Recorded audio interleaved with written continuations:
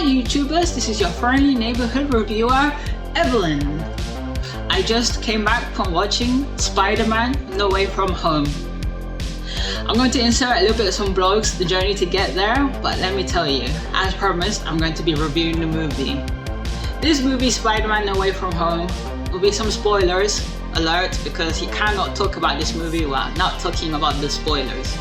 This is the movie to end all movies, the end of the year, this tough 2021. It's basically all our childhood nostalgia put into one. I have to say, Andrew Garfield, what a bloody good actor he is to go on Jimmy Kimmel and publicly tell the world I'm not in the movie. Spoilers, he is in the movie! Oh my god, the movie was so great. Everything. So I have to keep down the energy. So let's start from the beginning. The movie begins from what happened at the end of the last movie. Mysterio reveals to everybody that Spider-Man is Peter Parker. So Peter Parker has to deal with the ramifications of what Mysterio did. That the police after him, blaming him for the death of Mysterio because Mysterio went and framed Spider-Man. The beginning of the movie glosses over that fact, and then we have another spoiler. Daredevil, Matt Murdock, appeared! Oh my god, for you, all the people that love Daredevil, the Netflix series, Charlie Cox is our Daredevil for the foreseeable future. Marvel, please don't mess it up. Moon Knight is going to come out. They're comparing Moon Knight to Daredevil in terms of violence, but you have to keep the tone of Daredevil how it was in Netflix, the serious tone. Okay, getting back to the movie. So Matt Murdock goes and helps Peter Parker, get away from the charges. It wasn't him. They went and passed through the facts. I was like, okay, it was getting a little bit quick. They didn't focus. That wasn't the main focus in the movie. The main focus was that the whole world knows Peter Parker is Spider-Man. And how does Peter going to deal with that? He's in a relationship with MJ. And there's another fact. They reveal that MJ's last name, her surname is Watson. She is. This universe is MJ Watson, even though they say Michelle Jones. So he gets out of the charges, but he has to deal that everybody knows him. Like half the side thinks that he really killed Mysterio, and the other half of the public thinks he didn't.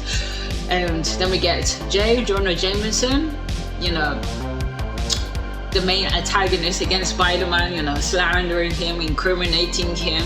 So he's like thinking, what do I do? And in the midst of that, Peter Parker, Ned, and MJ, they're applying for colleges, university. I don't know how it is there in America. And they all get rejected because of Ned and MJ's association with Peter. So Peter naturally feels really guilty about all of this. And then while in the coffee shop where MJ's working, he sees like a little figurine that reminds him of Dr. Stephen Strange. So he's there goes to Dr. Strange's, crib. He opens up the door and he sees it's a bloody blizzard. And then he sees Wong, and then we get kind of the 5 years that Dr. Strange, along with half the world, disappeared in the blip. That the title of Sorcerer Supreme got passed on to Wong. So he was there, took over the things over for Steven. So he kind of asked Strange, I was wondering if you can help me. I'm having trouble. Everybody knows who I am. If you can go back in time using the time stone and, stop Mysterio from revealing my identity. But, Steven tells him, I'm sorry, I haven't got the time stone anymore. I can't do that for you. And then, Steven gets the idea of, but there is a spell where I can make everybody forget about him. This bit where I have to put my little nuances here. He should have told Peter the ramifications of this spell. He didn't really disclose anything, he's a doctor. When you go into a surgery, you kind of tell the patient what's going to be the side effects, the possible risks of a surgery that they're undertaking. And he doesn't tell Peter none of that. Only in the midst of Steven's casting the spell, he then tells Peter, well, it was nice knowing you that the whole world is going to forget that. Going to forget Peter Parker and that Peter Parker is Spider-Man. In the midst of that, he tells Steven, no, but what about my girlfriend, my auntie, my best friend? And in the midst of that, the spell goes haywire. And then Steven goes and tells Peter, well, I had to contain the spell, you messed it up, all that, like, you know, you could have just probably like talked to, you know, the admissions people at MIT about that. And then, you know, Steven realizes Peter didn't even do that. And then, you know, Peter rushes to the famous bridge scene to convince the admissions person to let him into the, you know, to consider his friends. Peter's like, you know, they're, you know, selfless, bleeding heart, like, you know, it wasn't my fault, you know, don't put my friends with me, you know, they helped me, it's none of their fault. And then we get the introduction of Octavius, aka Dr. Octopus. And then like I'm like freaking out, I'm like thinking my 13-year-old, 14-year-old self when I first saw Spider-Man 2 in the cinemas. And then he gets introduced, and then there's a great whole battle scene going on. And then when Octo kind of finds out that this is not his Peter Parker, things stop, and then Peter controls, you know, the tentacles for Otto Octavius. And then we get the introduction of the, you know, the reintroduction of the Green Goblin, you know, by Willem Dafoe. Willem Dafoe is such a great actor, a great character actor. The evilness is like, he didn't miss a beat, Willem Dafoe, in terms of being the Green Goblin, the greatest antagonist, villain of Spider-Man. So he comes in there with the glider and everything, and then we find out that the Green Goblin and Octo Octavius, they got taken out in the moments before they got defeated by Spider-Man. And then like Peter's like, what the hell's going on? And then he gets transported back to the, you know, Stephen Strange's Sanctum Sanctorum. And then where Doctor Strange explains to Peter that the spell that went haywire, well, in all the people that, you know, knew Spider-Man, the versions of Spider-Man, into his current plane of existence. And then we see the Lizard, and then we get from, you know, Andrew Garfield Spider-Man movies, and I'm like, oh my god. And then we see the Lizard very sentient, very functional, you know, aka Dr. Kirk Connors. And then basically Steven goes and tells Peter, bring back the other villains that, you know, are in this universe. Then we see Electro, we see the Sandman. The character Jamie Foxx being introduced as Electro, very clever how Marvel did it. Him coming into a different universe gave the character of Electro a whole new certain personality, like, you know, the character Max, I can't remember the surname, but gave him a new personality and everything.